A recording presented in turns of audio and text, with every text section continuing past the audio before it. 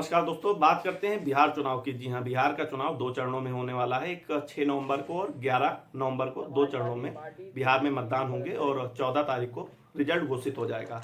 अभी जिस तरीके से बिहार का चुनाव नजदीक आ रहा है उसी हिसाब से बेवकूफ़ बनाने का काम चालू हो चुका है। जी हाँ, बड़ी जो पार्टियां हैं वो बड़े बड़े वादे कर रहे हैं और बिहार की जनता को बेवकूफ़ बना रहे हैं। जी हाँ, मैं इसलिए कह रहा हूँ क्योंकि अभी हाल ही में एक बयान आया है तेजस्वी यादव के द्वारा। तेजस्वी यादव क्या कह रहे हैं कि 200 यूनिट वो फ्री लाइट देंगे अगर उनकी सरकार बनती है, साथ में हर घर में एक सरकारी नौकरी देंगे, जो कि संभव ही नहीं है। 2010-12 में आप पीछे जाएंगे तो आप किसी भी सरकारी नौकरी वाले से पूछेंगे कि आपको क्या टाइम पर सैलरी मिलती थी, उनकी तरफ से यही जवाब आएगा कि भैया कभी भी टाइम पर मुझे सैलरी नहीं मिली है। और आप बात कर रहे हैं बिहार में आपकी जब सरकार बनेगी तो ऐसी कौन सी जादू की छड़ी घुमा देंगे, या आपने कांग्रेस से जो समर्थन लिया है, हो सकता है राहुल गांधी ने आपको कोई दिया हो कि आलू से जो सोना उगने वाला है, तो वो चीजें अगर आपके पास मशीन आ गई हो तो बात अलग है कि फिर तो आप कोई बात नहीं, आप एक घर में 4-4 नौकरियां सरकारी दे सकते हैं। बाकी संभव नहीं है। सिर्फ आप बिहार की जनता को चूतिया बना रहे हैं। आपको भी पता है कौन सा एक बार मुख्यमंत्री बन जाना है, उसके बाद सिर्फ वादे ही तो करने, वादे कर दिए हैं, करना तो है ही नहीं। 5 साल में यही दिखाना है हमने इतना किया, इतनी नौकरियां दी,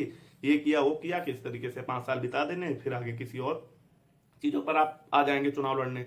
वहीं दूसरी तरफ बात करें प्रशांत किशोर की। प्रशांत किशोर पहली बार बिहार चुनाव में आए थे, उनकी लोकप्रियता भी काफी तेजी से बढ़ी थी और बढ़ी भी है।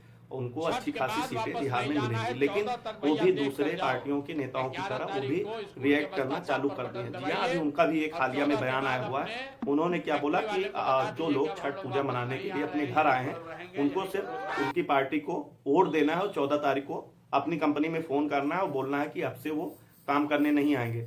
आप बिहार की जनता और देश के सभी लोग एक बार सोच कर देखिए कि ऐसी कौन सी चीज वो करेंगे कि मुख्यमंत्री बनेंगे और चीजें बदल जाएंगी। बिहार में करोड़ों लोग हैं जो बाहर प्रदेशों में नौकरियां कर रहे हैं, मल्टीनेशनल में काम कर रहे हैं, कुछ लोग मजदूरी कर रहे हैं, कुछ लोग कंपनियों में काम कर रहे हैं। तो ऐसी कौन सी चीज होगी जो 14 तारीख के बाद मुख्यमंत्री बनते ही सही कर दी जाएगी। हाँ, आपने ये स्टेटमेंट दिया होता कि हाँ अगर मेरी सरकार बनेगी तो आने वाले 1-2 साल में जब आप छठ पूजा मनाने आएंगे तो उसमें से 20-30% को वापस जाना नहीं होगा और इतनी व्यवस्था कर दी जाएगी बिहार में कि जो लोग आएंगे वो आने के बाद यहाँ पर भी नौकरी कर पाएंगे। लेकिन उनकी तरफ से उल्टे सीधे बयान दूसरे नेताओं की तरह आ गए हैं।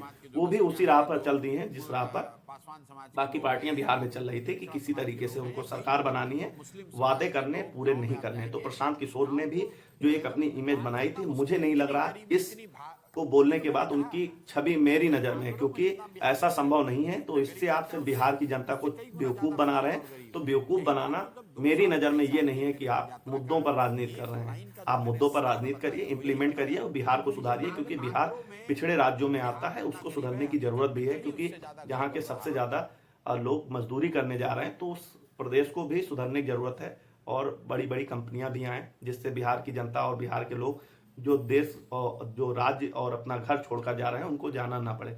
लेकिन आप ऐसे वादे मत कीजिए कि 5 साल तक आप पूरे न कर सके। एक ऐसे ही नेता आए थे केजरीवाल, दिल्ली में आए, बड़े बड़े वादे किए, 10 साल तक मुख्यमंत्री रहे, कुछ नहीं कर पाए। आखिरकार दिल्ली की जनता उनसे परेशान हुई और लात मारकर उनको कुर्सी से उतार दी। तो आप भी ऐसा मत कीजिए, आप काम करिए मुद्दों पर, स्वास्थ्य पर, बेरोजगारी पर। धीमे धीमे होगा, लेकिन अगर आप अच्छे दिल से काम करेंगे तो बिहार में सुधार आएगा। लेकिन आप ऐसे वादे करेंगे तो उससे हमें क्या, बहुत सारे लोग जो थोड़ा भी सेंस लगाकर सोचेंगे तो उनको यही लगेगा कि जो आप बोल रहे हैं वो आप नहीं कर सकते हैं और सिर्फ बिहार की जनता को बेवकूफ बना रहे हैं। तो बेवकूफ मत बनाइए, अच्छे से अपने मुद्दों को लाइए और लोगों के बीच में जाइए। अगर आप सरकार बनाइए, बिहार को बिल्कुल सुधारिए और सुधारने की जरूरत भी है। मिलते हैं नेक्स्ट वीडियो में। धन्यवाद।